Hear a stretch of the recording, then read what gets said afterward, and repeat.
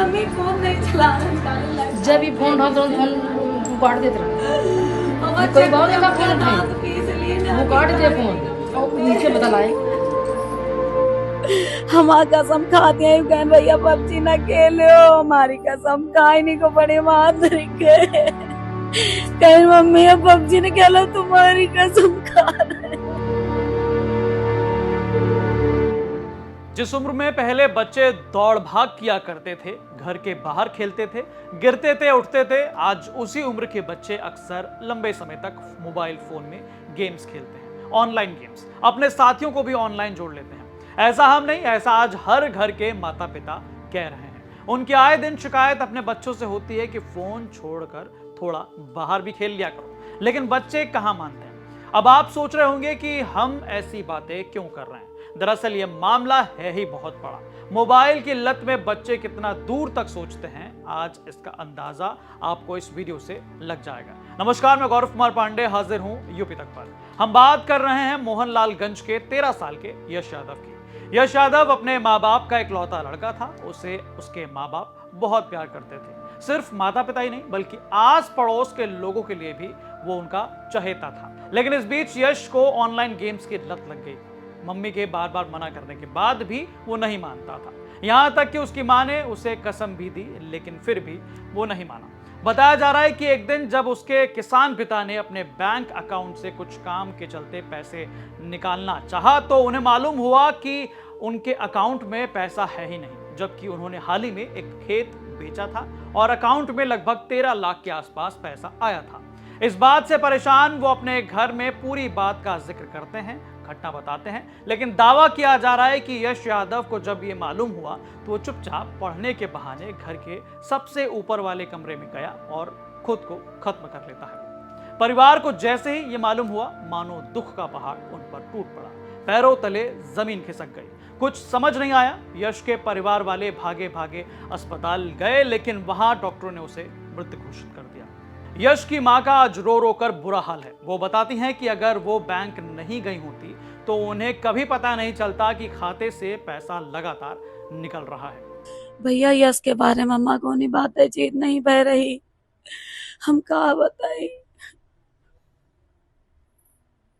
ये ऑनलाइन का और ये ट्रांजैक्शन का बैंक का क्या वास्ता है? भैया हम कल बैंक के न जाई तो हम कल ही न जानित कि हमारा पैसा कहाँ जा रहा कहाँ नहीं। हम तो जाने थे बैंक में जमा है। ये यश को कब से आदत थी गेम खेलने की? भैया हम यहाँ तो जाने नहीं पाए न, नहीं फोन ले लेती। हमारा कसम खाते हैं बहन भैया पबजी ना खेलो, हमारी कसम खाई नहीं को बड़े मार के कहीं मम्मी अब पबजी ने खेलो तुम्हारी कसम खा रहे। कहा है मम्मी दे दो हम कार्टून दिया कब। कल आप लोग जब बैंक गए तो कुछ बैंक वालों ने पहले कोई जानकारी नहीं दी कि इतने अकाउंट से पैसा निकाला जा रहा है? नहीं भैया, जब 12वीं दिन चेक तो कहीं की तुम्हारे खाते में पैसे नहीं है, जीरो है, ये चुपचाप चले आए। तो ऑनलाइन यूज कर रहे थे आप लोग? कैसे मतलब ये से इतना बड़ा? हम ऑनलाइन हम नहीं खरीदे आए ना। बैंक वालों ने जानकारी नहीं दी कैसे पैसे गए हैं?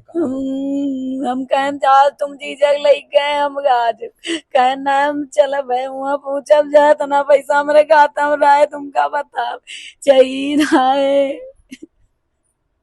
इकलौता ही बेटा आपका यश था? हाँ भैया।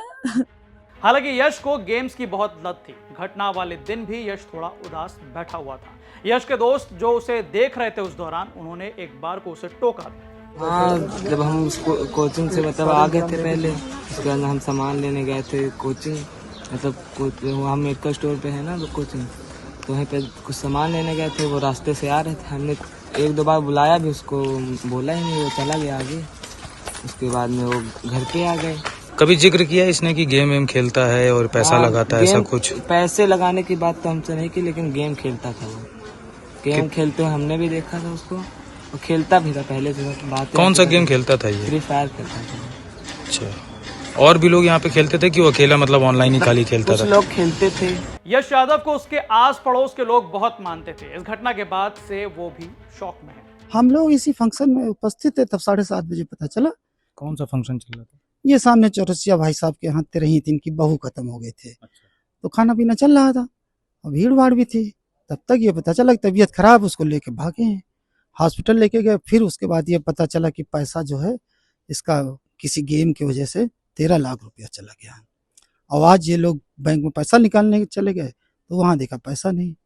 बच्चा कोचिंग पढ़ने गया था, कोचिंग में पूछा, डांटा वाटा टीचर ने, और उसके बाद वो लोग दवा लेने चले आए। बच्चा आके बताते हैं कि छत पे गया तो वहाँ वहीं फिर बताते हैं रात में। आप पड़ोसी हैं, आपसे तो मुलाकात अक्सर होती होगी बच्चे यश ये की। मोहल्ले, हाँ यश यश तो कैसा बहुत था अच्छा वो पढ़ने? बहुत पढ़ने में भी अच्छा था और नेचर में गांव में रहते हुए भी बिल्कुल शहर की खड़ी भाषा में बात करता था। ताऊ जी के अलावा, ताई जी के अलावा कुछ कहता नहीं था, और अगर कुछ कह दो तो हंस के किसी में मोहल्ला। वैसे तो अच्छा, बहुत अच्छा लड़का था और देखने सुनने में बहुत खूबसूरत, और पढ़ाई में भी ठीक था। कभी आप लोग को अंदाजा हुआ कि ऐसा कुछ वो कर सकता है, या गेम वेम खेलता हो, कभी आप लोग को बताया? गेम हम तो नहीं, मोबाइल तो आजकल सभी बच्चे चलाते हैं, गेम उम का हमारी जानकारी नहीं है। हम लोग तो हफ्ते में आए, कभी 15 दिन में, कभी 2 दिन रुके, कभी 1 दिन रुके, लेकिन लड़का बहुत अच्छा था।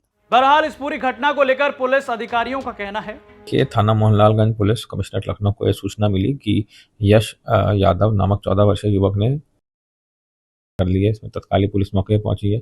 जांच पड़ताल में पता लगा है कि इसके पिताजी एक किसान हैं जिन्होंने विगत कुछ दिनों पहले अपनी जमीन बेची थी, और यश को ऑनलाइन गेमिंग खेलने की लत लग गई थी, जिसकी बाद उसने लगभग 13 लाख रुपए उसमें गंवा दिए थे। इस बात का जब पिता को उसके पता लगता है और उससे पूछताछ करते हैं, इस बात से क्षुब्ध होकर वो उसने लगातार ये ऑनलाइन गेमिंग की वजह से जो नाबालिग छात्र हैं या जो भी बालिग छात्र हैं वो सुसाइड कर रहे हैं, उस पर आप क्या कुछ कहना चाहते हैं? देखिए, मैं इसमें सभी पेरेंट्स से रिक्वेस्ट करूंगा कि वो अपने जो नाबालिग बच्चे हैं उनकी जो इंटरनेट पे एक्टिविटी है, जो मोबाइल फ़ोन का इस्तेमाल करते हैं, उस पर कॉन्स्टेंटली वॉच रखें। अपने जो खाते हैं उनको भी पास लॉक रखें, उस पर पासवर्ड रखें, और उनकी निरंतर निगरानी करना बहुत ज़्यादा आवश्यक है। तो ऑनलाइन गेम्स, बेटिंग एप्स, इन सब पर समय और पैसा लगाने वालों को इस मामले को बड़ी गंभीरता से देखना चाहिए।